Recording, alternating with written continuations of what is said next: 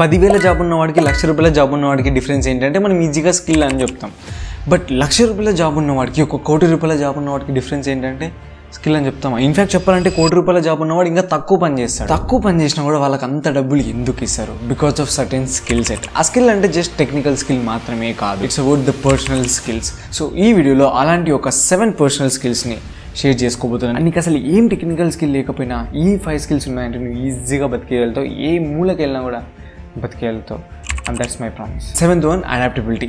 మన లైఫ్లో ఎన్నో టెక్నాలజీస్ చూస్తూనే ఉంటాం, వాటికి మనం అడాప్ట్ చేసుకోవడం చాలా ఇంపార్టెంట్. ఫర్ సపోజ్ మీరు ల్యాప్టాప్ యూజ్ చేస్తున్నారు, ల్యాప్టాప్ యూజ్ చేసేటప్పుడు కీబోర్డ్ షార్ట్కట్స్ని నేర్చుకోవడం కానీ లేకపోతే టైపింగ్ నేర్చుకోవడం కానీ, దీని ద్వారా ఏమైందంటే నీకు బాగా టైం సేవ్ అవుతుంది. అండ్ ఆల్సో కొత్త technologies and apps and futures చాలా వస్తున్నాయి, వాటిని మనం మన రియల్ లైఫ్లో ఇంప్లిమెంట్ చేసుకుంటే మనం చాలా అడ్వాన్స్డ్గా ఉంటాం. And 6th one, emotional intelligence. మన లైఫ్లో డీల్ చేసేది 90% మనుషులతో మాత్రమే డీల్ చేస్తాం. మనుషులు అంటేనే ఎమోషన్స్ అంటేనే మనుషులు. ఏ టైంలో ఎలా ప్రవర్తించాలా, ఎవరితో ఎలా ప్రవర్తించాలా, ఎప్పుడు ఎలా ప్రవర్తించాలా, ఇవన్నీ తెలిసి ఉండాలా. ఇప్పుడు ఫర్ నేను వీడియో మాట్లాడేటప్పుడు ఎమోషనల్ ఇంటెలిజెన్స్ నేర్చుకోండి చాలా ఇంపార్టెంట్ ఇట్లా మాట్లాడినాను అనుకో, ఇది ఈ మూడ్కి ఇది అసలు సెట్ అవ్వదు. I have to speak very energetic, right? And also నీ ఎమోషన్స్ నువ్వు కంట్రోల్ చేసుకుంటుంటావు. కోపం రావడం కానీ, బాధ వేయడం. సో ఇలాంటి ఎమోషన్స్ని నువ్వు కంట్రోల్లో పెట్టుకుంటేనే you can learn anything new. And also emotional ఇంటెలిజెన్స్లో most important thing empathy.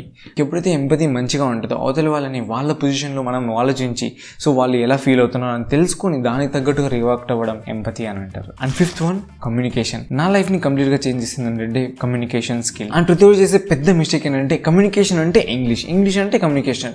No, it's not. Communication అంటే నీకు తెలిసింది నువ్వు షేర్ చేయడానికి కమ్యూనికేషన్ అంటారు. English is just a tool to communicate అంతే. పవన్ కళ్యాణ్ గారు, నరేంద్ర మోదీ గారు, సో ఇలాంటి ఎంతోమంది గొప్ప వాళ్ళు ఉన్నారు. వాళ్ళందరినీ మనం వాళ్ళ ఇంగ్లీష్ చూసి ఫాలో అవుతున్నామా? No, right, their mind set, their attitude and the way they speak.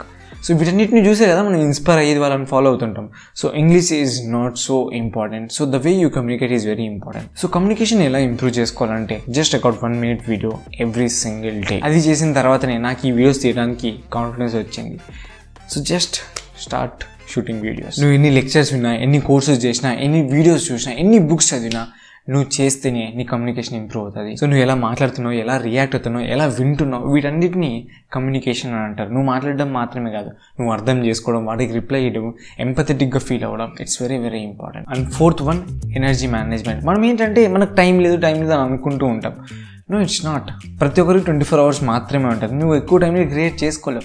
మనం క్రియేట్ చేసుకోవాల్సింది ఏంటంటే మన ఎనర్జీ. మన డేస్లో మన ఎనర్జీ మొత్తం ఫ్లక్చుయేట్ అవుతూ ఉంటుంది. ఒక టైంలో ఎక్కువ ఎనర్జీ ఉంటుంది, ఇంకో టైంలో తక్కువ ఎనర్జీ ఉంటుంది. అండ్ మనం చేసే పెద్ద మిస్టేక్ ఏంటంటే మనకు చాలా థింగ్స్ చేయాలని ఉంటుంది, అందులో లెస్ ఇంపార్టెంట్ ఉంటాయి అండ్ ఆల్సో ఇంపార్టెంట్ కూడా ఉంటాయి.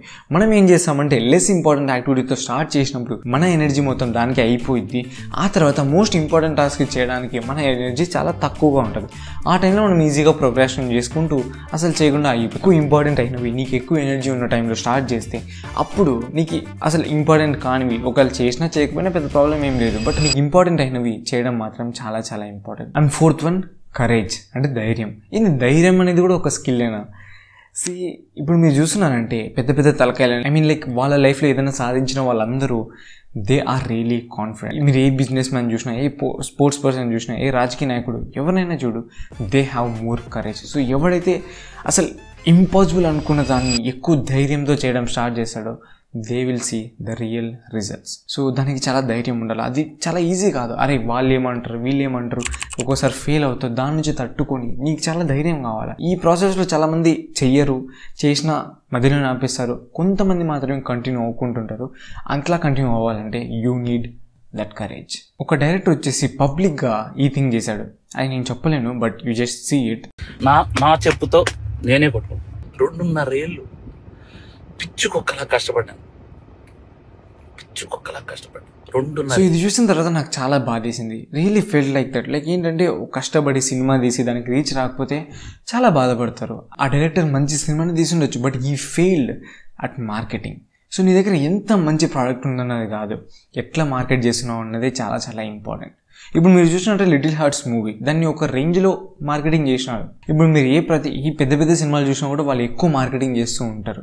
So marketing is very important. నీ దగ్గర ఎంత మంచి ప్రోడక్ట్ ఉన్నా కూడా అది ప్రజలకు తెలియకపోతే ఇట్స్ వర్త్లెస్. నువ్వు ఒక పొజిషన్లో ఉన్నప్పుడు నీ దగ్గర ఉన్న ప్రోడక్ట్ని అవతల వాళ్ళకి ఎలా చెప్పాలని, కొత్త వేస్లో ఎలా మార్కెటింగ్ చేయాలని తెలుసుకోవడం చాలా చాలా ఇంపార్టెంట్. నీ దగ్గర ఎంత మంచి ప్రోడక్ట్ ఉన్నా, నీలో ఎంత స్కిల్ ఉన్నా, నిన్ను నువ్వు మార్కెట్ చేసుకోకపోతే you don't find many opportunities. ఒక సినిమాలో అసలు ఏం మ్యాటర్ లేకపోయినా కూడా చూసేసి ఉంటాం, it's just because of marketing.